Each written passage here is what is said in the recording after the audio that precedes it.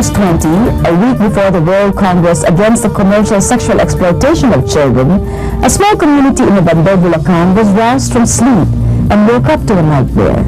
NBI agents raided the rest house of a German national where neighborhood boys would go to trade sexual favors for as low as 100 pesos. But the Bulacan incident is not an isolated case.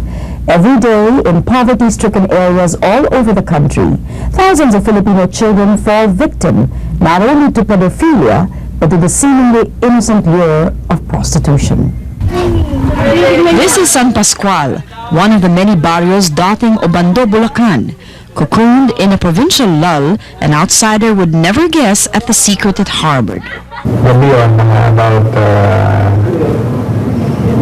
between 8:30 hanggang to 11 yun, nandun kami ron at nagkundabali kami ng surveillance. On the night of August 20, NBI agents gathered round a two-story rest house in San Pascual owned by a German national by the name of Conrad Yet. Ngayon, nakita nga namin doon na maraming mga minors na naroon sa rest house ni Mr. Conrad Yet. At yun ang informante namin, sinabi sa amin na may mga batang naglalaro dun sa ground floor at meron ng isang bata na bumula si Conrad dun sa itaas. Naghintay lang kami ng ilang minuto at later on, pinasok namin yung lugar. The NBI agents led by La Sala found Yet in a second-story room. At doon nga sa isang kwarto sa itaas, nakita namin na hubot-hubad yung bata, tsaka si Mr. Conrad naman, nakakarsunsibo na lang, naka-underwear, ano? Tapos yung kanyang short, nakababa na. Hindi namin pinag-iisipan na gano'n ang gagawin sa kanila, na gano'n ang ginagawa sa kanila. For the residents of San Pascual, it was a common sight to see boys making their way to Yet's house. The ground floor had been turned into a makeshift recreation room and was considered a hangout of the boys in the barrio. According to the three boys who filed charges of sexual abuse with the NBI, it was all harmless enough in the beginning. Marami ba sa inyong pumupunta sa bahay nila? Marami. Madalas ba kayo pumunta sa bahay nitong mamang to? Madalas yun, Anong ginagawa ninyo? nalaro ng barang. It was while hanging out, the boys said, that Yet would approach them. Anong tinatanong niyo sa'yo? Magkano sinasabi, nagtisalan sa Like to salang was apparently a secret understanding between the boys in the barrio and Yet. Should a boy consent, he would then follow Yet to a room on the second floor. The Department of Justice under the Honorable Court.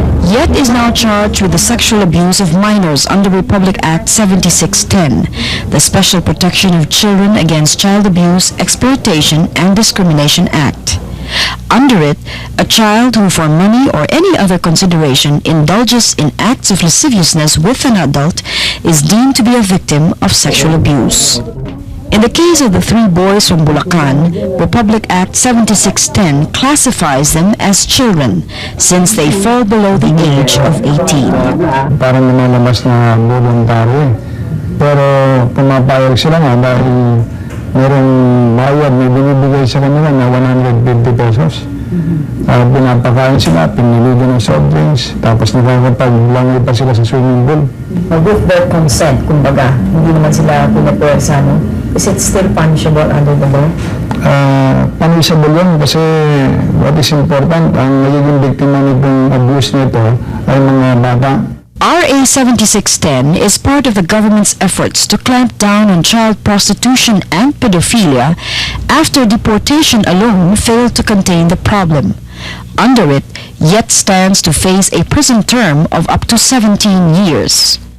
This year alone, two other foreigners were convicted under RA 7610, Australian Victor Fitzgerald and American Stephen Mitchell. The probe team tried to speak with Yet at the provincial jail in Malolos, but apart from denying the charges against him, Yet refused to comment. Are you a pedophile? I'm not a pedophile. What is a pedophile? Somebody who preys on children. What are children? Children are those below 18 years old. Anyway, I'm not a pedophile. Is it unfair that you're here? If you're not a pedophile, obviously it's unfair, right? Like Joey, June was easily lured into prostitution. Sabi daw po sa akin ng lalaki, ibibili daw po ako ng damit ng foreigner kasi daw po naawa daw po sa akin. Tapos dinawagin po ulit sa hotel.